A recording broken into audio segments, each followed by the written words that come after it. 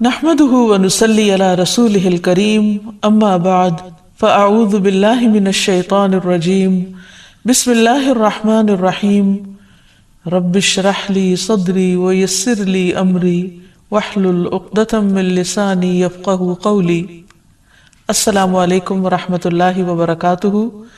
اللہ سبحانہ وتعالیٰ کی صفات الحی القیوم کا ذکر ہے، یہ بھی بہت زبردست صفات ہیں اور ان میں اللہ سبحانہ وتعالیٰ کا اسم اعظم ہے جس کو پڑھنے سے دعائیں قبول ہوتی ہیں۔ اسی لیے ہم دیکھتے ہیں کہ بدر کے موقع پر جب حالات بہت تنگ تھے تو نبی صلی اللہ علیہ وسلم نے کن اسماء کو پکار کر دعا کی تھی؟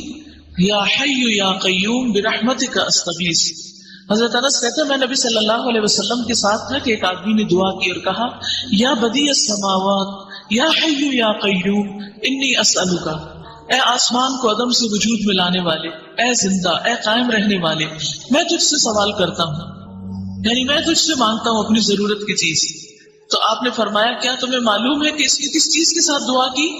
قسم اس کی جس کے ہاتھ میں میری جان ہے، اس نے اللہ کو اس نام کے ساتھ پکارا ہے کہ جب اس نام کے ساتھ اللہ کو پکارا جاتا ہے تو وہ دعا قبول کرتا ہے۔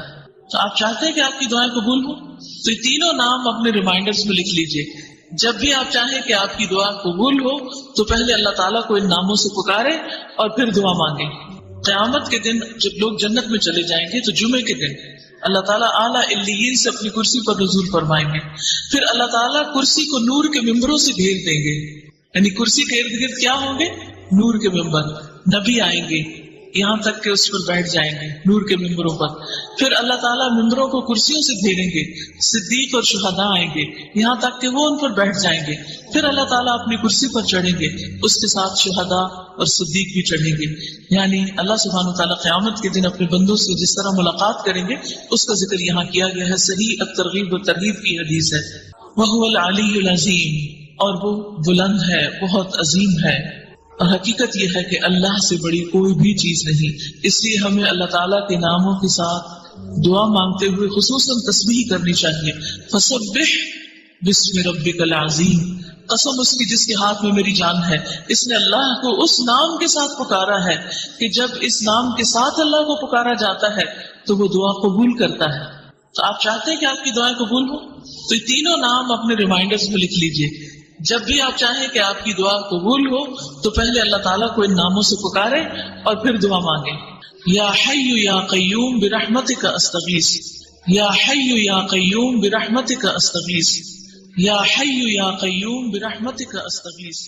اگر ہم کھانا کھا رہے ہیں تو ہم کیا سوچیں کہ اللہ رازق ہے، اللہ نے یہ رزق مجھے دیا ہے۔ پھر اسی طرح اگر ہمیں کوئی مشکل ہو رہی ہے تو اس کے ناموں کے ساتھ ہم اس کو پکاریں، یا حی یا قیوم برحمتک استغیث، اللہ کی رحمت کے ساتھ فریاد کریں۔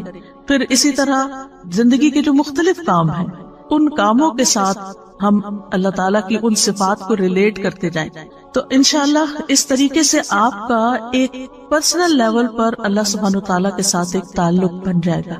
اس کو ایک چھوٹی سی مثال سے سمجھیں کہ جب آپ دنیا میں کسی انسان سے محبت کرتے ہیں، مثلا اپنے والدین سے، اور ان کی کچھ عادات آپ کے اندر آ جاتی ہیں تو پھر آپ مینشن کرتے ہیں وہ میری والدہ بھی تھی نا، وہ بھی اسی طرح ہی لوگوں کو کھانا کھلاتی تھی، وہ یوں صدقہ خیرات کرتی تھی، میرے والد تھے نا تو وہ ایسا کرتے تھے۔ یعنی آپ کا ایک کنیکشن ہوتا ہے، جو کام آپ کر رہے ہوتے ہیں نا اس کو کنیکٹ کر لیتے ہیں اپنے پیاروں کے ساتھ، تو ذرا اس سے اور اوپر اٹھ جائیں۔ یعنی جو بھی آپ کام کر رہے ہو تو ساتھ ساتھ اللہ کو یاد کریں۔ ایک تو یہ کہ اللہ سبحانہ وتعالیٰ کی ہستی کو یاد کرنا، محسوس کرنا، اور ایک یہ کہ اس کی صفات کے ساتھ، اس کے ناموں کے ساتھ، تو اس طرح آپ کی زندگی میں اور بھی زیادہ برکت ہوگی۔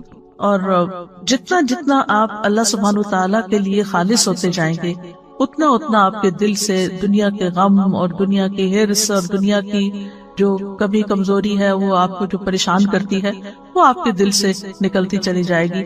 آپ رزق کے معاملے میں صرف اللہ پہ ڈیپینڈ کریں گے کہ اللہ رازق ہے، اور اس کے علاوہ لوگوں سے آپ کی ایکسپیکٹیشن نہیں رہے گی۔ اور جب لوگوں سے ایکسپیکٹیشن نہیں رہے گی تو پھر آپ کے اندر وہ لوگوں کی طرف سے اگر کوئی کمی بیشی ہوتی ہے تو کوئی غم اور دکھ بھی نہیں ہوگا، اور کسی چیز پر کوئی لالچ بھی نہیں ہوگا، یا اس کے پاس اتنا ہے، نہ آپ کسی سے حسد کریں گے، کیونکہ آپ کو پتا ہے کہ اصل تو رازق اللہ، اصل تو سورس اس کے پاس ہے. مجھے لوگوں سے کیا لینا دینا کہ میں ان کا دیکھ کے جلوں یا ان کے اوپر حسد کروں یا ان سے ناراض ہوں کہ ان کے پاس اتنا ہے تو مجھے کیوں نہیں دیتے اور میرا خیال کیوں نہیں رکھتے. نہیں، مجھے تو دینے والا اللہ ہے. اور جب اللہ پر انسان ڈیپینڈ کرتا ہے تو پھر اس کے دل سے یہ فکر نکل جاتی اور وہ دیکھتا ہے کہ چڑیوں، پرندوں، چیونٹیوں تک کو وہ رزق دیتا ہے، پتھر کے کیڑوں کو وہ رزق دیتا ہے، تو کیا وہ مجھے نہیں دے گا. اور اسی طرح دیگر صفات میں بھی، یعنی اس سے آپ کے دل سے حرص اور لالچ بھی نکل جائے گی اور لوگوں کے ساتھ بدگمانی اور لوگوں کے ساتھ گلے شکوے اور لوگوں کی پھر غیبتیں اور یہ ساری چیزیں بھی آپ کے اندر سے نکل جائیں گی. پھر اسی طرح ایک اور چیز ہے بابرکت بننے کے لیے کہ اپنے رب کو راضی رکھیں، اس کی اطاعت کر کے اور اس کی نافرمانی کے کام چھوڑ کر. ابن القیم رحمۃ اللہ علیہ کہتے ہیں کہ برکت کا جامع راز یہ ہے کہ جو بابرکت شخص ہوتا ہے وہ وقت کی قیمت کو جانتا ہے، اور وہ یہ ہے کہ ہر لمحے اللہ کی رضا کا کام کرنا. یعنی جو بھی کوئی کام کر رہے ہیں اس کو اس طرح چیک کرتے جائیں کہ اس پر اللہ راضی ہے کہ نہیں، اور یہ اس کے وقت اور اس کی قیمت کا تقاضا ہے. یعنی میرے وقت کی قیمت کیا ہے کہ میں اس میں وہ کام کروں، چاہے میں دنیا کا کام کر رہی ہوں، چاہے میں دین کا کام کر رہی ہوں، چاہے میں عبادت کر رہی ہوں، کچھ بھی کر رہی ہوں، اس میں مقصود کسی انسان کی خوشی نہ ہو بلکہ اللہ کی خوشی ہو کہ میرا رب راضی ہو جائے گا. اور جب رب راضی ہو جائے گا تو آپ دیکھیں گے کہ بندے بھی آپ سے راضی ہو جائیں گے. اللہ تعالیٰ جس بندے سے راضی ہوتا ہے نا اس کے لیے دنیا میں رضا اتار دیتا ہے اور پھر بندے بھی اس سے راضی ہو جاتے ہیں. لیکن اگر اللہ راضی نہیں ہے تو پھر لوگوں کو آپ کتنا بھی راضی کرنے کی کوشش کریں، اللہ کو بھول کر چھوڑ کر، تو وہ راضی نہیں ہو سکتے. پھر اسی طرح یہ ہے کہ جب انسان اللہ کو راضی کرنے کے لیے کوشش کرتا ہے تو پھر وہ لوگوں کی تعریف کو منتظر نہیں رہتا کہ کون مجھے پوچھتا ہے، کون مجھے اپریشیٹ کرتا ہے، کون میرے لیے بڑی بڑی باتیں کرتا ہے. اور پھر انسان کو اس بات کی فکر لگ جاتی ہے کہ اللہ کی نگاہ میں میرا مقام کیا ہے اور میری وہاں بھی قبولیت ہے یا نہیں. اس کو اپنے اعمال میں قبولیت کی فکر ہو جاتی ہے، نہ کہ لوگوں کی تعریف کی. کیونکہ ساری دنیا بھی اگر اس کی تعریف کرنے لگے اور اگر اللہ تعالیٰ اس سے راضی نہیں تو ایسے شخص کی زندگی میں کوئی خوشی نہیں ہو سکتی. پھر اسی طرح جو مبارک انسان ہوتا ہے وہ ہر چیز کو اس نقطہ نظر سے دیکھتا ہے کہ اس کے ذریعے میں اللہ تک کیسے پہنچوں، اس کے ذریعے میں اللہ تک کیسے پہنچوں. مثلاً اگر وہ کسی کی خدمت کرتا ہے تو وہ یہ سوچ کے کرتا ہے، چاہے گھر والوں کے لیے کھانا پکاتے ہیں آپ، ان کے لیے کلیننگ کرتے ہیں، ان کے لیے سارے جو بھی گھر کے کام کاج ہیں ان کے اوپر احسان کرتے ہوئے نہ کریں، یہ سوچ کے کریں کہ اس سے میرا رب راضی ہوتا ہے اور اس سے آپ کی تھکاوٹ بھی ختم ہو جائے گی. یہ میں اپنے رب کی خوشی کے لیے کر رہی ہوں، میں صرف شوہر کی خوشی کے لیے نہیں کر رہی. شوہر تو خود ہی خوش ہو جائے گا اگر میرا رب خوش ہوا، رب راضی ہوگا تو یہ بھی ہو جائے گا. تو میری فکر ہونی چاہیے رب کو راضی کرنے کی. تو چاہے وہ گھر والے ہوں، چاہے وہ کام کاج ہو، چاہے وہ مال ہو، چاہے وہ علم ہو، ذہانت، ہر چیز کو، جیسے ایک بزنس مین ہوتا ہے نا تو وہ ہر چیز میں دیکھتا ہے کہ اس چیز سے کیسے بزنس کیا جا سکتا ہے اور اس چیز سے کہاں سے پروفٹ کمایا جا سکتا ہے. تو جو ایک مومن بندہ ہوتا ہے وہ ہر وقت یہ سوچتا ہے اس چیز سے میں اپنی آخرت کیسے کما سکتا ہوں، اس لمحے اس وقت میں کون سا کام کروں کہ جس سے میرا رب راضی ہو جائے گا. اب مثال کے طور پہ کبھی آپ کے حصے میں ایسا کام ہوتا ہے، مثلا دعوت کر لیا آپ نے اور گھر میں لوگوں کو بلا لیا اور آپ کے اوپر سارا کام آ گیا، چاہے آپ کیٹرنگ کرا رہے ہیں، چاہے آپ کچھ بھی کر رہے ہیں، لیکن صرف گھر کی سیٹنگ اور لوگوں کو ویلکم کرنا اور پوچھنا، اور چاہے آپ ڈسپوزیبل یوز کر رہے ہیں لیکن پھر بھی آپ تک ٹوٹ جاتے ہیں. اگر یہ سب کچھ اللہ کی رضا کے لیے تھا تو اس کے بعد آپ کو ایسا سرور اور ایسی خوشی نصیب ہوگی. اور اگر لوگوں کی تعریف کے لیے تھا تو آپ کے دماغ میں شیطان یہ خیال ڈالے گا وہ تو شکریہ بھی نہیں بول کے گیا، اس نے تو ایسا میرے ساتھ رویہ کیا اور وہ تو یہ کر رہا تھا. اور وہ جانے کے بعد آپ اور زیادہ ٹوٹیں گے کیونکہ جس مقصد کے لیے آپ نے وہ دعوت کی تھی وہ تو پورا ہی کوئی نہ ہوا. لیکن اگر اللہ کو راضی کرنے کے لیے کہ لوگوں کو کھانا کھلانا ثواب کا کام ہے، لوگوں کو اکٹھا کرنا، ملانا، آپس میں بٹھانا، ان کو ویلکم کرنا، تو آپ دیکھیں گے کہ یہی چیز آپ کے لیے برکتوں کا باعث بن جائے گی اور آپ کے لیے خوشی کا باعث بنے. یعنی گویا دوسرے لفظوں میں قل ان صلاتی و نسکی و محیای و مماتی للہ رب العالمین، یہ بابرکت انسان کا قول ہوتا ہے کہ وہ اللہ کے لیے جیتا اور مرتا ہے اور اپنی ساری ذمہ داریاں صرف اللہ کی رضا کی خاطر پوری کرتا ہے، کہ بحیثیت بیوی کے، بحیثیت بیٹی کے، بحیثیت ماں کے، بحیثیت ایک ہمسائی کے، بحیثیت ایک طالب علم کے، بحیثیت ایک ٹیچر کے میری رسپانسبلٹیز کیا ہیں اور میں ان کو کیوں ادا کروں. اور اگر وہ اللہ کے لیے کرتا ہے, اللہ کو راضی کرنے کے لیے وہ رسپانسبلٹیز پوری کر رہا ہے, تو اللہ سبحانہ وتعالیٰ اس سے جب راضی ہوگا تو اس کے سارے کام درست کر دے گا, اس کی زندگی وقت ہر چیز میں برکت ڈال دے گا. تو مبارک انسان بننے کے لیے کہ جس پہ رب کی برکتیں نازل ہوں, کیا کرے؟ اپنی عادت کے, معمول کے, روٹین کے, ذمہ داریوں کے سارے کام رب کی رضا کے لیے کریں. ایک رب کے لیے ایک ہو جائیں, یعنی ادھر ادھر نہیں, ایک راستہ اختیار کریں اور وہ رب کی رضا. تو انشاءاللہ آپ ایک بابرکت انسان بن جائیں گے. پھر بابرکت انسان جو ہوتا ہے وہ اپنے دل کے اوپر کبھی بھروسہ نہیں کرتا, کیونکہ دل الٹ پلٹ ہونے والی چیز ہے. وہ اگر ایمان کی لذت کسی وقت محسوس کر رہا ہے تو اس کو ڈر لگتا ہے کہ کہیں یہ حلاوت مجھ سے چھن نہ جائے, کہیں ایمان کی یہ کیفیت میرے سے دور نہ ہو جائے. وہ اپنے دل کی نگرانی کرتا ہے, وہ اپنا محاسبہ کرتا ہے کہ مجھے اپنا ایمان ہر صورت برقرار رکھنا ہے. کیونکہ قرآن مجید میں آتا ہے نا سورۃ الحجرات, حبب الیکم الایمان وزینہ فی قلوبکم, اس نے ایمان کو تمہارے دلوں میں محبوب بنا دیا اور اس کو سجا دیا. تو وہ اس خوشی کو جو اندر محسوس کرتا ہے ایمان کی, وہ اس کو کسی قیمت پر کھونا نہیں چاہتا اور دل کے پلٹنے سے خوف کھاتا ہے, اور اسی لیے دعا کرتا ہے ربنا لا تزغ قلوبنا بعد اذ ہدیتنا وہب لنا من لدنک رحمہ انک انت الوہاب, اور یا مقلب القلوب ثبت قلبی علی دینک. پھر اسی طرح اگلی بات یہ ہے کہ بابرکت بننے کے لیے وہ بابرکت لوگوں جیسے کام کرتا ہے. یہ موٹے موٹے نکات اگر آپ نوٹ کر لیں گے نا اپنے پاس, تو انشاءاللہ کبھی ریویژن میں آپ کو یہ چیزیں یاد آئیں گی تو پھر دوبارہ سے انسان ان چیزوں کو کرنے لگتا ہے. یعنی بابرکت بننے کے لیے بابرکت لوگوں جیسے اعمال. جیسے ہم نے دیکھا کہ انبیاء میں اللہ تعالیٰ نے برکت رکھی, نبی صلی اللہ علیہ وسلم میں برکت رکھی, اور اسی طرح آپ کے جو ساتھی تھے صحابہ کرام, ان کے اندر اللہ سبحانہ وتعالیٰ نے برکت رکھی. تو وہ کیا کام کرتے تھے؟ مثلا موسیٰ علیہ السلام کے بارے میں اللہ سبحانہ وتعالیٰ فرماتے ہیں وَاذْكُرْ فِي الْكِتَابِ مُوسَىٰ إِنَّهُ كَانَ مُخْلَصًا وَكَانَ رَسُولًا نَبِيًّا. کتاب میں موسیٰ کا ذکر کیجئے, یقیناً وہ خالص کیا ہوا تھا, یعنی اخلاص تھا ان کے اندر, اور ایسا رسول جو نبی تھا. تفسیر سعدی میں ہے موسیٰ علیہ السلام اپنے تمام اعمال, اقوال اور نیت میں اللہ تعالیٰ کے لیے مخلص تھے. وہ بابرکت تھے نا, تو ان جیسا کام کیا کرنا ہے کہ اپنے قول, فعل, نیت میں خالص ہونا ہے. کیونکہ اعمال کی قبولیت کی شرط ہی کیا ہے؟ انما الاعمال بالنیات. پھر اسی طرح یہ ہے کہ بابرکت انسان لوگوں سے تعریف نہیں چاہتا اور اس کو کام کر کے فخر نہیں ہوتا, بلکہ اس کی قبولیت کی دعا کرتا ہے. جیسے ابراہیم علیہ السلام نے اور اسماعیل علیہ السلام نے کعبہ تعمیر کیا, اللہ کا گھر, اور اس کے بعد کیا دعا کی؟ وَإِذْ يَرْفَعُ إِبْرَاهِيمُ الْقَوَاعِدَ مِنَ الْبَيْتِ وَإِسْمَاعِيلُ رَبَّنَا تَقَبَّلْ مِنَّا إِنَّكَ أَنْتَ السَّمِيعُ الْعَلِيمُ. پھر بابرکت شخص کے نزدیک لوگوں کے شکریہ کی کوئی قیمت نہیں ہوتی کہ کوئی شکریہ ادا کرے, نہ اسے انتظار ہوتا ہے, اور اگر کوئی کرے یا نہ کرے اس کے لیے برابر ہوتا ہے. کسی نے کیا تب بھی ٹھیک ہے, اور اگر نہیں کیا تب بھی ٹھیک ہے, کوئی بات نہیں, ہم نے تو اللہ تعالیٰ کے لیے کیا تھا. جیسے سورۃ الانسان میں آتا ہے وَيُطْعِمُونَ الطَّعَامَ عَلَى حُبِّهِ مِسْكِينًا وَيَتِيمًا وَأَسِيرًا إِنَّمَا نُطْعِمُكُمْ لِوَجْهِ اللَّهِ لَا نُرِيدُ مِنكُمْ جَزَاءً وَلَا شُكُورًا. وہ کھانا کھلاتے ہیں اس کی محبت میں, اللہ کی محبت میں, مسکین, یتیم, قیدی کو, اور کہتے ہیں ہم تو صرف اللہ کے چہرے کی خاطر تمہیں کھلا رہے ہیں, نہ تم سے کوئی بدلہ چاہتے ہیں نہ شکریہ چاہتے ہیں. مسکین کیا بدلہ دے سکتا ہے؟ مسکین تو بدلہ نہیں دے سکتا, لیکن وہ شکریہ ادا کرتا ہے. اس کو یہ فکر ہوتی ہے کہ اگر میں نے شکریہ ادا نہ کیا تو یہ دوبارہ نہیں آئے گا, تو وہ شکریہ ادا کرتا ہے. تو وہ کہتے ہیں نہیں, ہمیں شکریہ بھی نہیں چاہیے. اسی طرح بابرکت انسان جو ہے نا, اس کو لوگوں کے تانوں کی بھی پرواہ نہیں ہوتی. وہ اپنا کام جاری رکھتا ہے, کوئی خوش ہو, کوئی ناراض ہو, کوئی ٹانٹ کرے, کوئی تنقید کرے, کریٹیسائز کرے, کچھ بھی کرے, ملامت کرنے والے کی ملامت سے نہیں ڈرتا, نیک کام کرتے ہوئے اچھا کام کرتے. کیونکہ جو لوگ ملامت سے ڈرتے ہیں وہ کبھی آگے نہیں بڑھ سکتے.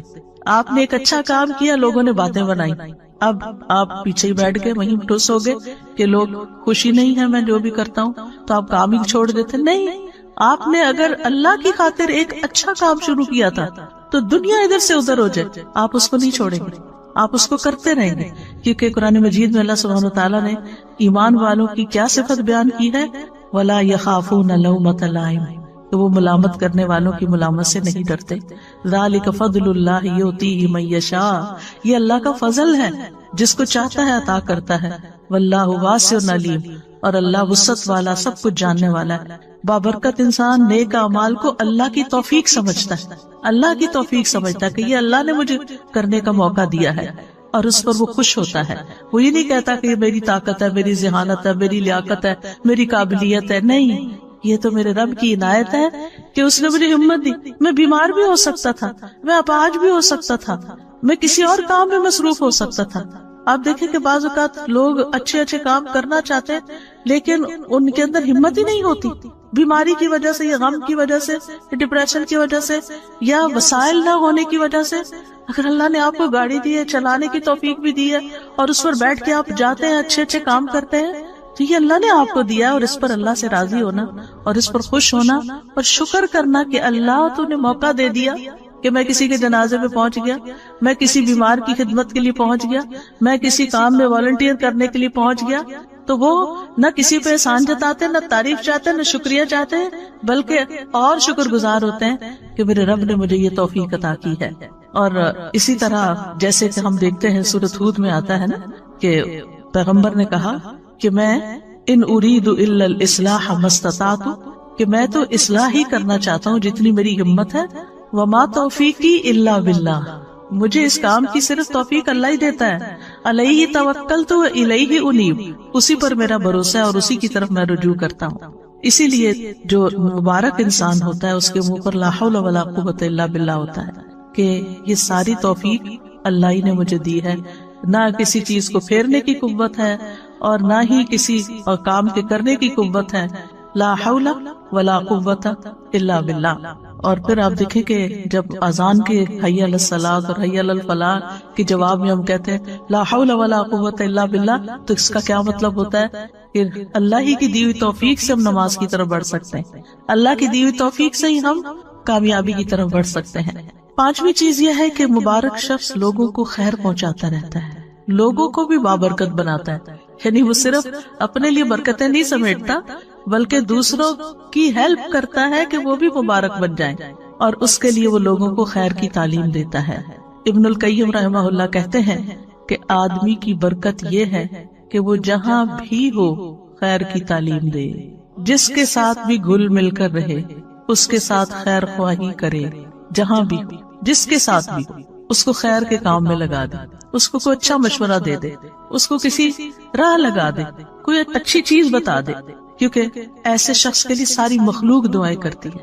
رسول اللہ صلی اللہ علیہ وسلم نے فرمایا اللہ اور اس کے فرشتے اور آسمان اور زمین والے، یہاں تک کہ چیونٹیاں اپنے سوراخ میں اور مچھلیاں اس شخص کے لیے جو نیکی اور بھلائی کی تعلیم دیتا ہے خیر و برکت کی دعائیں کرتی ہیں، خیر و برکت کی دعائیں کرتی ہیں. لا یصلون علی معلم الناس الخیر، اس سے بڑھ کر اور کیا چاہیے. تو یاد رکھیے برکت کے لیے ضروری نہیں ہوتا کہ کام کوانٹٹی میں بہت زیادہ ہو، یہ بھی کر لوں، وہ بھی کر لوں، وہ بھی کر لوں، وہ بھی کر لوں، اور کسی چیز کو بھی کوالٹی کے ساتھ، یہ نہیں ہوتا.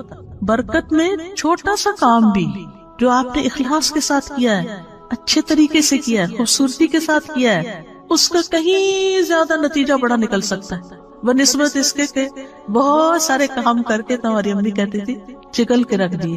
پتہ نہیں آپ نے لفظ کبھی سنا کہ نہیں، یعنی چگل کے رکھ دیے مطلب یہ ہے کہ کوئی اس میں کوالٹی نہیں ہے اور کوئی خوبصورتی نہیں اس کے اندر. تو اس لیے جب یہ بات ہوتی ہے نا کہ خیر کی بات بتانے والے کے لیے مچھلیاں دعائیں کرتی ہیں اور ساری چیونٹیاں اور یہ سب دعائیں کرنے لگتے ہیں، اور اگر یہ ساری مخلوق دعائیں کرنے لگے تو پھر ہم کتنے خوش قسمت ہو جائیں. تو آپ اپنے بچوں کے ساتھ کچھ شیئر کر سکتے ہیں، اپنے دوستوں کے ساتھ کچھ شیئر کر سکتے ہیں. مثلاً آپ کو ایک لیکچر آج سنا ہے، اس میں سے صرف ایک بات آپ کو یاد رہے گی، اونلی ون.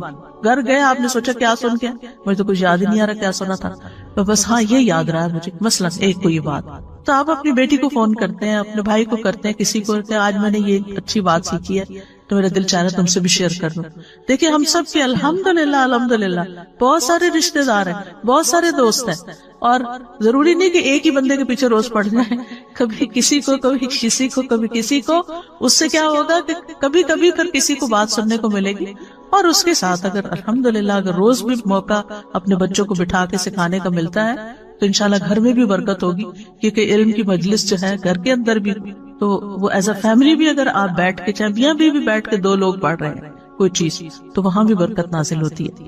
ابن قیم کہتے ہیں کہ فائدہ پہنچانے والا شخص ہی بابرکت ہوتا ہے، جو چیز سب سے زیادہ فائدہ پہنچاتی ہے وہ سب سے زیادہ بابرکت ہوتی ہے، اور لوگوں میں سے بابرکت انسان وہ ہے جو جہاں بھی جاتا ہے اس سے فائدہ اٹھایا جاتا ہے۔ سبحان اللہ، ہم نے اس بات کو شیطانی اثر میں کتنا غلط رنگ دیا ہوا ہے کہ لوگ مجھے یوز کرتے ہیں، سبحان اللہ، یعنی کہ میں لوگوں کو یوز نہیں کرنے دوں گی۔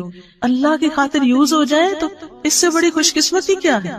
کر لیں یوز آپ کو، آپ اپنی خوش قسمتی سمجھیں کہ آپ کسی کام کے ہیں، آپ فائدہ پہنچا سکتے ہیں، آپ کی جگہ کوئی اور نہیں ہے، وہ آپ ہیں کہ جس سے لوگ فائدہ اٹھاتے ہیں۔ اس پر اللہ کا شکر ادا کریں اور خوش ہو جائیں، اور سمجھتے ہوئے، بعض اوقات یہ ہوتا ہے نا لوگ اس میں انڈر لائن مسکرا بھی رہے ہوتے ہیں کہ اچھا اس سے بے وقوف بناؤ اس کو، اور آپ کو سمجھ آ رہی ہوتی ہے کہ یہ آپ کو بے وقوف سمجھ رہے ہیں، تو کوئی بات نہیں، جو مرضی سمجھے۔ وہ کل میں نے کہا تھا نا کہ اخلاق کے 10 درجوں میں سے 9 جو ہے وہ تغافل سے تعلق رکھتے ہیں، اگنور کرنا، سنی انسنی کر دینا، دل پہ نہ لینا، معاف کر دینا، جانے دینا، جواب نہ دینا۔ دیکھ گھر میں لڑائی فساد کیوں ہوتا ہے؟ کسی نے ایک چھوٹی سی بات کی، ہم نے اس سے 2 سنائی، وہ لڑائی شروع ہو گئی۔ اگر کسی نے 1 سنائی ہے، چاہے آپ کو کتنی بھی کڑوی لگی ہے، آپ جواب نہیں دیتے تو لڑائی تو نہیں بڑھے گی، فساد تو نہیں ہوگا۔ تو اگر دوسرا شخص غلط کر رہا نا تو آپ بھی اچھا نہیں کر رہے۔ اس نے آگ لگائی، آپ نے تیل ڈالا، اور اگر آپ نے تیل ڈالا تو نتیجہ کیا نکلا؟ بہت بڑا الاؤ بھڑک اٹھا۔ لیکن جو شخص سن کے چپ کر جاتا ہے، ادھر سے ادھر نکل جاتا ہے، اگنور کر دیتا ہے، تغافل کر دیتا ہے، جیسے اس کو پتہ ہی نہیں چلا، بے وقوف ہے وہ، تو کیا فرق پڑتا ہے؟ آپ ہیں تو نہیں نا، آپ کو تو اپنا خود پتا ہے کہ آپ نہیں ہیں، لیکن اگر دوسرے کی ناسمجھی ہے تو وہ اس کی ناسمجھی ہے۔ بعض اوقات لگتا ہے کہ لوگ پھر میرے اوپر چڑھائی نہ کر دیں یا مجھے یہ نہ سمجھیں کہ مجھے کوئی جواب نہیں دینا آتا، تو ہم تابڑ توڑ جواب دیے چلے جاتے ہیں، اور بحث کہیں ختم ہی نہیں ہوتی، اور اس میں بعض اوقات پھر ناراضگیاں بھی ہو جاتی ہیں، غصہ بھی ہو جاتا ہے، بد اخلاقی بھی ہو جاتی ہے۔ ہم مبارک تو نہ رہے، ہم کہیں گئے اس گھر میں لڑ جھگڑ کے نکل آئے، ہم کوئی مبارک انسان ہے؟ کسی کو خوشی دے کر آئے، کسی کو تکلیف دے کے آئے، لیکن بات کہاں سے شروع ہوتی ہے؟ کسی کی چھوٹی سی بات۔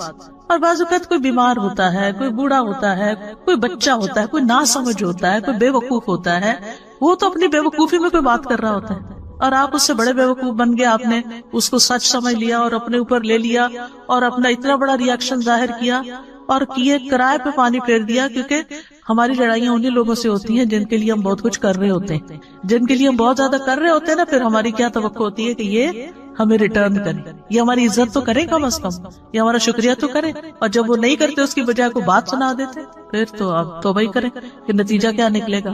پھر اسی طرح بابرکت انسان کی خوبی کیا ہے کہ وہ دوسروں کو بھی نیک کاموں کی ترغیب دیتا ہے، شوق دلاتا ہے، جیسے اللہ سبحانہ وتعالیٰ فرماتے ہیں قرآن مجید میں، یا ایھا النبی حرض المؤمنین علی القتال، اے نبی مومنوں کو قتال پر ابھاریے، یعنی موٹیویٹ دیم۔ تو یہ نبی صلی اللہ علیہ وسلم کے زمانے میں تھا، اور آپ بھی اور صحابہ بھی یعنی کہ لوگوں کو ترغیب دیتے تھے اچھے کاموں کی۔ لیکن اس کے برعکس مشرکین کے بارے میں قرآن کیا فرماتا ہے؟ کلا بل لا تکرمون الیتیم ولا تحاضون علی طعام المسکین، ہرگز ایسا نہیں، بلکہ تم یتیم کی عزت نہیں کرتے اور نہ تم آپس میں مسکین کو کھانا کھلانے کی ترغیب دیتے، ایک دوسرے کو کہتے نہیں۔ تو اس کا کیا مطلب ہے کہ ایک وہ ہے کہ جو نیکی کی ترغیب دیتا ہے، اور ایک وہ جو نہیں دیتا۔ تو قرآن نے کنڈیم کیا ہے ان لوگوں کو جو نیک کاموں کی ترغیب نہیں دیتے۔ سورۃ ماؤن میں کیا آتا ہے؟ ولا یحض علی طعام المسکین، اللہ تعالیٰ اس کو کنڈیم کر رہا ہے، کیا کہ وہ مسکین کو کھانا کھلانے کی ترغیب نہیں دیتا، دوسروں کو نہیں کہتا۔ پھر اسی طرح یہ ہے کہ بعض اوقات ہمارے اپنی وسعت میں کوئی کام کرنا نہیں ہوتا، لیکن ہم دوسرے کو بتا سکتے ہیں کہ دیکھو وہ فلاں جگہ یہ اس کام کی ضرورت ہے، میرے پاس گاڑی نہیں، تم جا سکتی ہو، تم جا کے کر لو۔ تو آپ نے صرف بتایا۔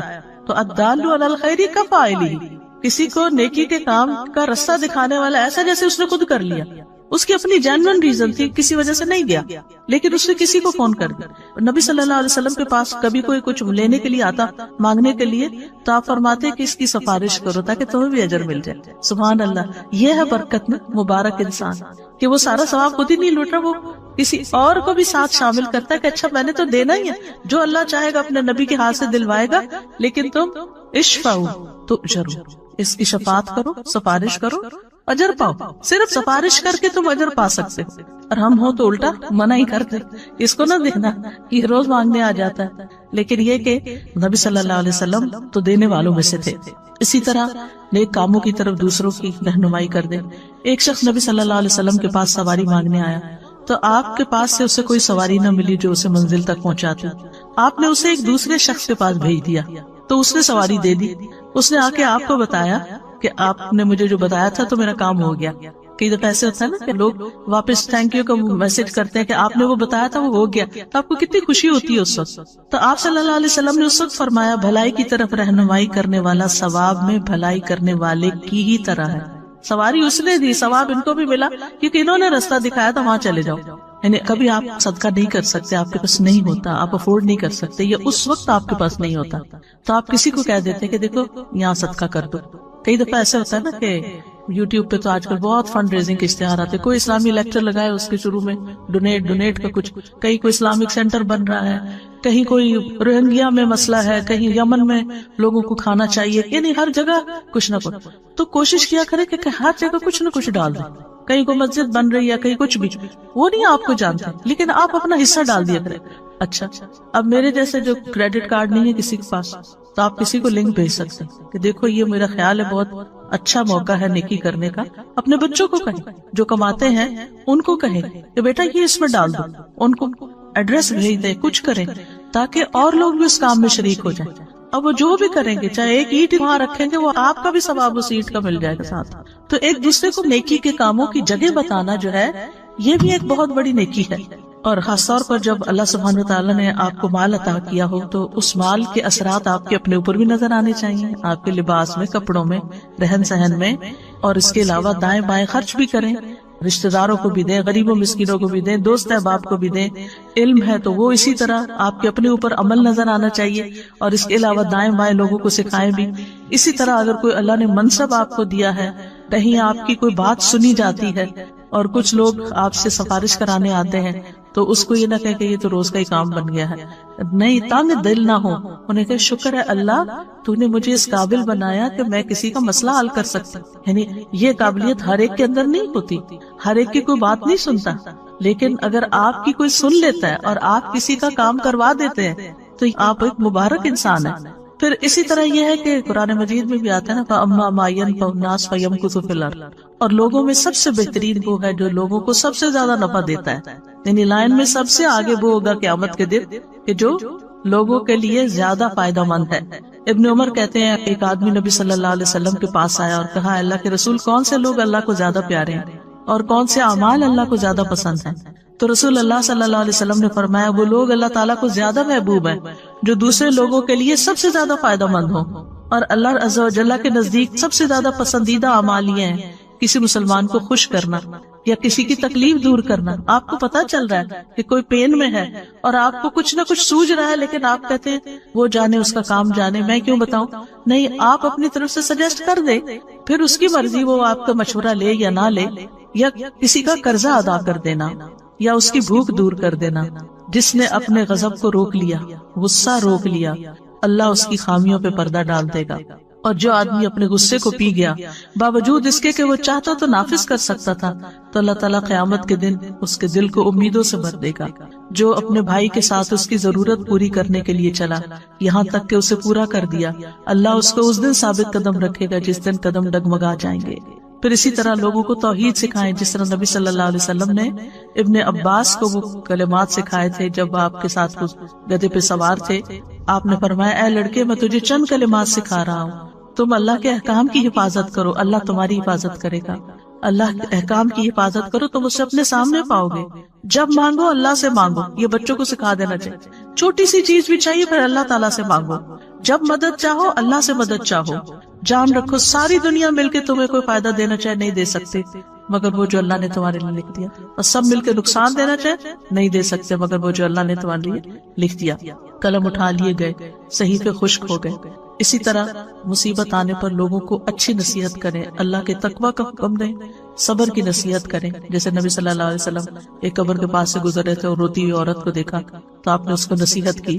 اور پھر اسی طرح یہ ہے کہ غم میں, ڈپریشن میں, اداسی میں, دکھ میں دوسروں کو امید دلائیں کہ یہ دن گزر جائیں گے، حالات اچھے ہو جائیں گے، سب ٹھیک ہو جائے گا، اور پھر اس کو مصیبت پر صبر کا اجر بھی بتائیں کہ کتنا بڑا اجر اور ثواب ہے تمہارے لیے جو اللہ نے تمہیں اس امتحان میں ڈالا ہے، تم اللہ سے راضی رہو۔ پھر اسی طرح یہ ہے کہ بابرکت لوگوں کا ساتھی بنے۔ ایک اور قدم کیا ہے؟ بابرکت لوگوں کا ساتھی بنے۔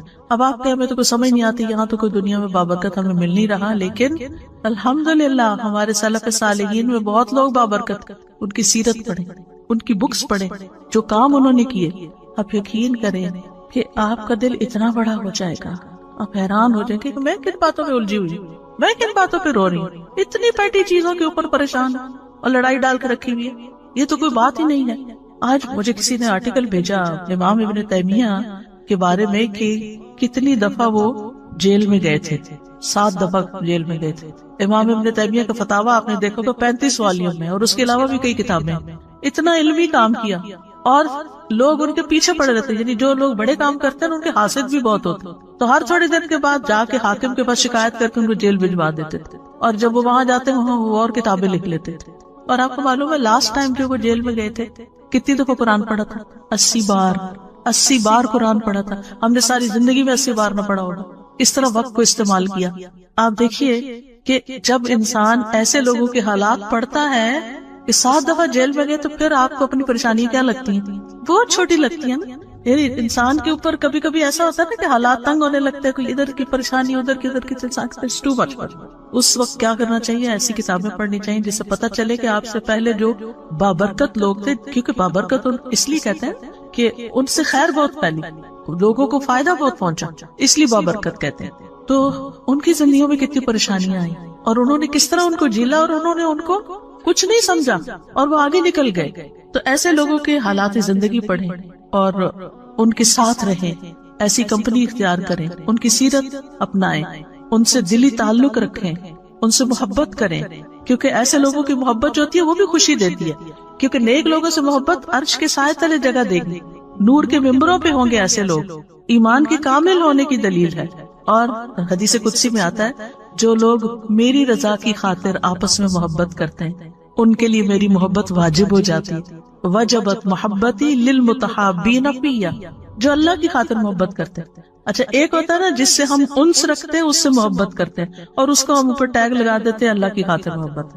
اس کے برعکس ایک اور انسان ہے، وہ تھوڑا اجنبی ہم سے لیکن ہے نیک، تو ہمیں اس سے بھی محبت کرنی چاہیے۔ یعنی صرف اس سے محبت نہ کریں جو آپ سے کرتا ہے، آپ یہ دیکھیں کہ جس سے میں محبت کری اس کے اندر کتنی خوبی۔ اب مثلا جو لوگ فوت ہو چکے ہیں ہمارے آباء و اجداد میں سے، پریڈیسیسر سلف صالحین، وہ تو ہمیں نہیں جانتے۔ کیا ابو بکر آپ کو جانتے ہیں؟ بلال رضی اللہ عنہ آپ کو جانتے ہیں؟ نہیں، لیکن ہم ان سے محبت کرتے ہیں اللہ کی خاطر۔ تو جو اللہ کی خاطر کسی سے محبت کرتا ہے بغیر بدلے چاہنے کے کہ مجھے اس سے کچھ ملے، کسی مطلب مقصد لالچ میں نہیں محبت کرتا، بلکہ صرف اللہ کی رضا کے لیے، اس کی نیکی کی وجہ سے، اس کے اچھے اخلاق کی وجہ سے، تو یہ چیز انسان کو بابرکت بناتی ہے۔ انسان کے اندر پھر وہ ٹریٹس آ جاتے ہیں۔ پھر اسی طرح یہ ہے کہ انسان قیامت کے دن انہی لوگوں کے ساتھ ہوگا جن سے وہ محبت کرتا ہے۔ تو دنیا میں بھی نیک لوگوں کی صحبت کا فائدہ ہے اور آخرت میں بھی۔ امام مالک سے کسی نے پوچھا مجھے ایسا عمل بتائیے جو مجھے جنت میں داخل کر دے، تو انہوں نے کہا صالحین کی محبت کو اپنے اوپر لازم کر لو، ہو سکتا ہے کہ اللہ تعالیٰ ان میں سے کسی کے دل کو جھانکے اور اس میں تمہارا نام لکھا ہو اور اللہ تمہیں بخش دے اور جنت میں داخل فرما دے۔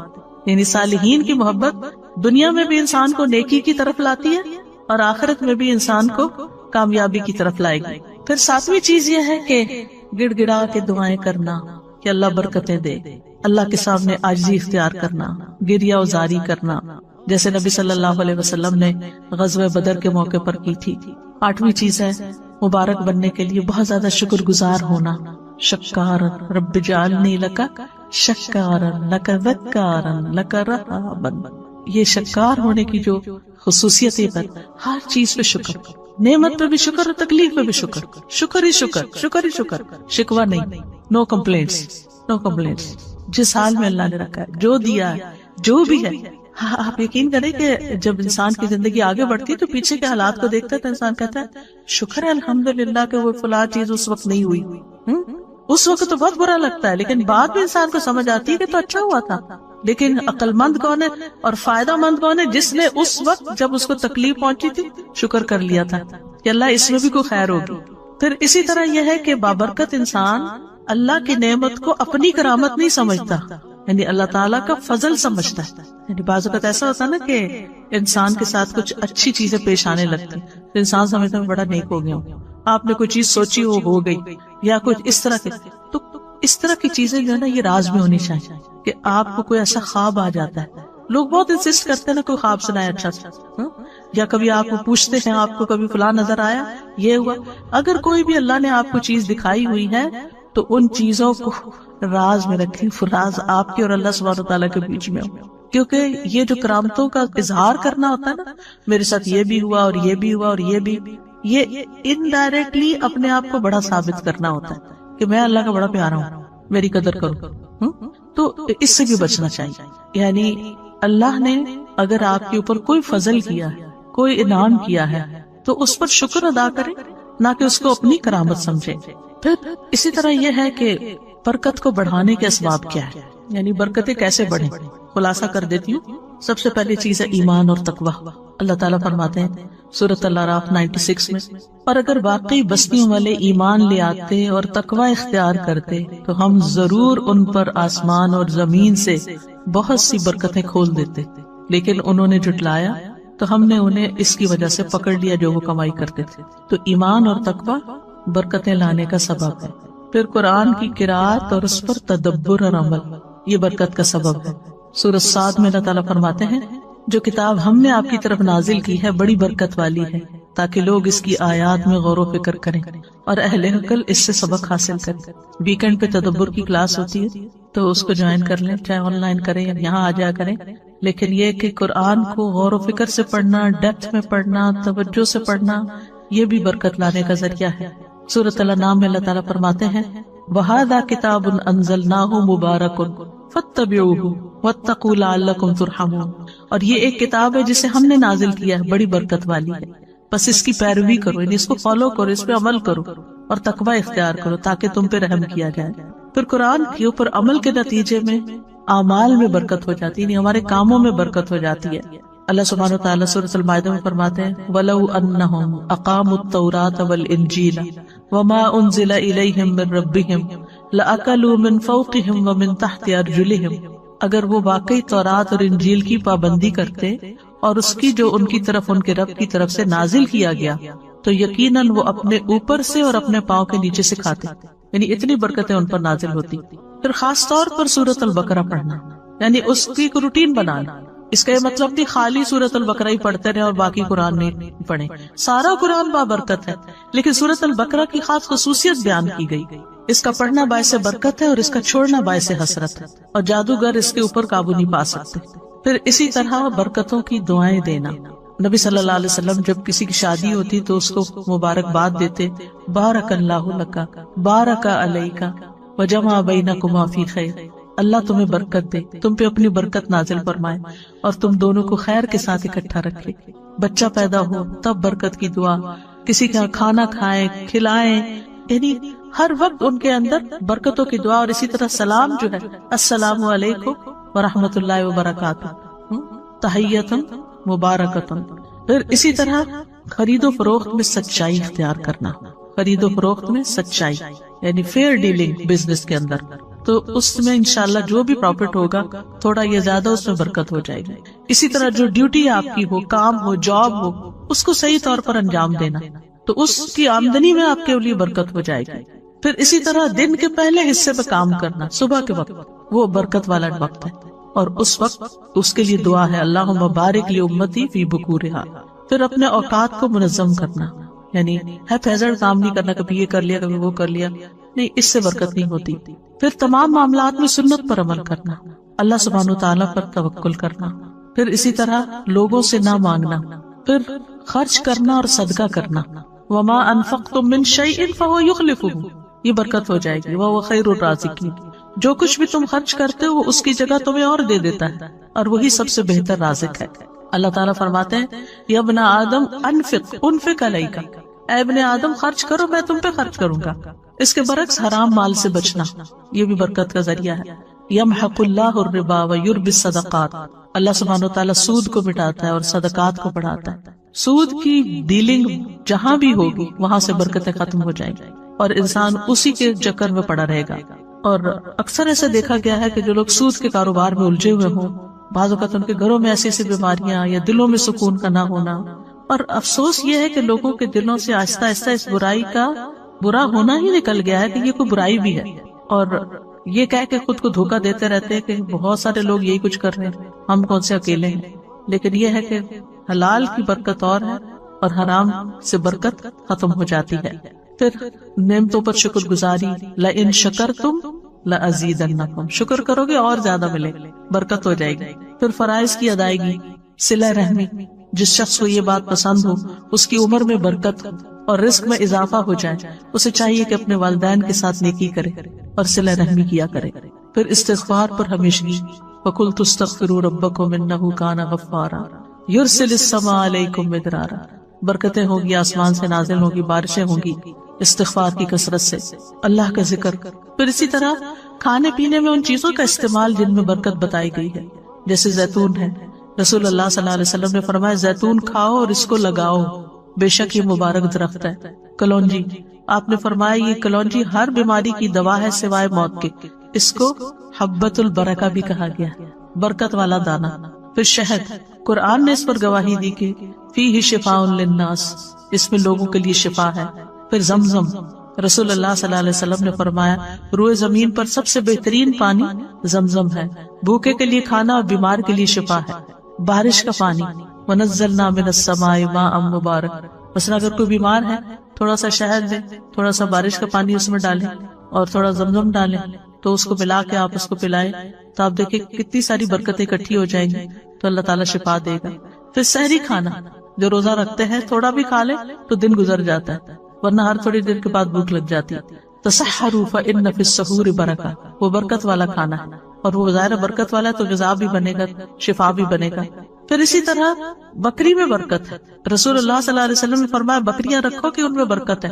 اب یہاں تو آپ نہیں رکھ سکتے، لیکن یہ کہ غریبوں کو لے کے دے سکتے. بیک ہوم آپ کے اگر کوئی رشتہ دار گاؤں وغیرہ میں رہتے ہیں تو ان کو بکریاں لے کر دیں، وہ پالیں اور ان سے آگے آگے نسل بڑھے. خاص طور پر دودھ دینے والی بکری اگر لے کے صدقہ کرے تو بہت بڑا ثواب ہے.